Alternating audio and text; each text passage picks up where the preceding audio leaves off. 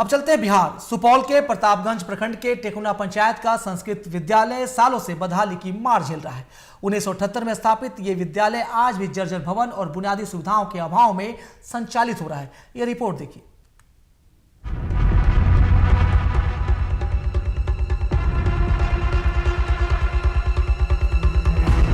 जर्जर संस्कृत विद्यालय, भवन नहीं, सुविधाएं नदारद, बरसात में टपकती छत, पढ़ाई बाधित, सरकारी अनदेखी से जूझता विद्यालय, बरसात आंधी में जोखिम भरी पढ़ाई, सिर्फ मिड डे मील, बाकी सब बेहाल। 45 साल से भवन का इंतजार। यह सुपौल जिले के टेकुना पंचायत का संस्कृत विद्यालय, जो वर्षों से अपने बदहाली पर आंसू बहा रहा है। प्रधानाध्यापक के अनुसार स्थापना के बाद से अब तक ना तो पक्का भवन मिला और ना ही जरूरी संसाधन। सरकारी मदद के नाम पर सिर्फ मिला तो मिड डे मील की व्यवस्था। शिक्षक अपने स्तर से विद्यालय की देखरेख करते हैं, लेकिन बरसात और आंधी तूफान में हालत और भी बदतर हो जाती है। बारिश के दिनों में छत से पानी टपकता है, जिससे बच्चों को मजबूरी में घर भेजना पड़ता है। सरकार भवन हम लोग को नहीं दे रही है, उदासीपन कहा जाए सरकार का। और संस्कृत स्कूल है, उसे तो प्राचीन में हम लोग गुरुकुल में पढ़ते थे, इसी टाइप में से शायद सरकार का आज भी दिमाग यही बात है। लेकिन भवन देना चाहिए, क्योंकि बच्चे का भी शौक है। वो बगल में स्कूल है, वहाँ बिल्डिंग है, सब चीज़ सारा सुविधा है। और हमारे यहाँ सुविधा नहीं है, लेकिन फिर भी बच्चे आ रहे हैं, धन्यवाद है बच्चे का। तो चाहे हम लोग अच्छा पढ़ा रहे हैं, चाहे हम लोग का विचार अच्छा है, इसीलिए बच्चे आ रहे हैं, क्योंकि भवन नहीं है। अभिवंचित वर्ग के बच्चे आते हैं, उनको उनके पूरे कपड़े भी नहीं हुआ करते हैं। उस स्थिति में इस तरह के भवन में पढ़ाना बहुत मुश्किल का सामना करना पड़ता है।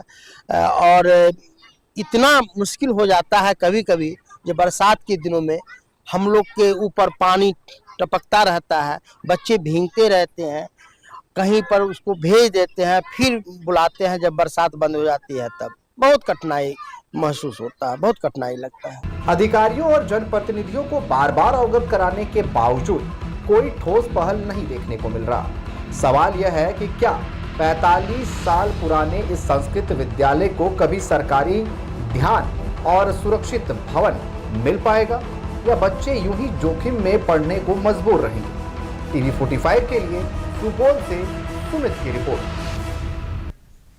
और पूरे मामले पर हमारे साथ हमारे सहयोगी सुमित जायसवाल फोन लाइन पर जुड़ चुके हैं। सुमित, देखिए, हाल के दिनों में हम संस्कृत और संस्कार की बात खूब करते हैं और खूब सुनते भी हैं, लेकिन जिस तरह आपने तस्वीर भेजी संस्कृत विद्यालय की, आपने पोल तो खोल दी, तस्वीर तो दिखा दी, लेकिन कहीं ना कहीं हमारे सिस्टम का संस्कार भी इससे झलकता है। क्या कहेंगे आप, जिम्मेवार लोगों का, विभाग का क्या कहना है? जी देखिए, यहाँ के जो एचएम है उनका कहना ये है कि जो है, आपको मैं सबसे पहले एक जानकारी दे दूं कि ये जो है संस्कृत विद्यालय जो है बहुत महत्वपूर्ण माना जाता है हमारे हिंदुस्तान के लिए। कहा जाता है कि हिंदी जो है, हिंदी की उत्पत्ति जो है संस्कृत से ही हुई है। तो कहीं ना कहीं ये संस्कृत विद्यालय को जो है इग्नोर किया जा रहा है सरकार के द्वारा। और एक और चीज मैं बता दूं कि जो अभी मैं बता दूं, ये प्रतापगंज प्रखंड के टेकुना पंचायत में पड़ता है और संस्कृत विद्यालय, और इसकी जो है बिल्कुल जो है बुरी तरह जर्जर है, क्योंकि वहां पे जो है 277 बच्चे नामांकन है और 277 बच्चे आगे भविष्य की जो चिंता है बहुत।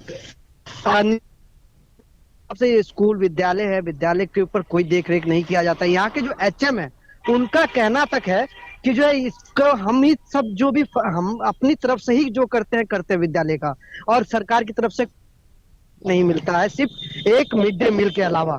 और यहाँ पे एक और चीज जानने वाली बात है कि यहाँ पे जो संस्कृत विद्यालय छत जो है, जो छत होती है, छत कहा जाता है बच्चों के सुरक्षा के लिए छत बहुत जरूरी होती है, लेकिन छत में इतने तरीके से बारीकी छेद है, मोटे छेद है, बैठने की व्यवस्था नहीं है, नीचे फर्श नहीं है, और तो खिड़की और ठंड में जो हवा, खिड़की में जो फाटक लगे होते हैं उनकी भी व्यवस्था जर्जर है पूरी तरीके से। जी जी सुमित, तमाम जानकारी के लिए बहुत बहुत शुक्रिया। और हम आपसे चाहेंगे कि आप इलाके के बीईओ और जिले के डीईओ और डीएससी से भी पूरे मामले पर संज्ञान लें, उनसे सवाल पूछें और उन्हें आईना दिखाएं, क्योंकि कहीं ना कहीं ये संस्कृत और संस्कृति का ही सवाल नहीं है, बल्कि ये बच्चों के भविष्य का भी सवाल है। अगर कल को कोई हादसा होता है तो इस अनहोनी का जिम्मेवार होगा कौन?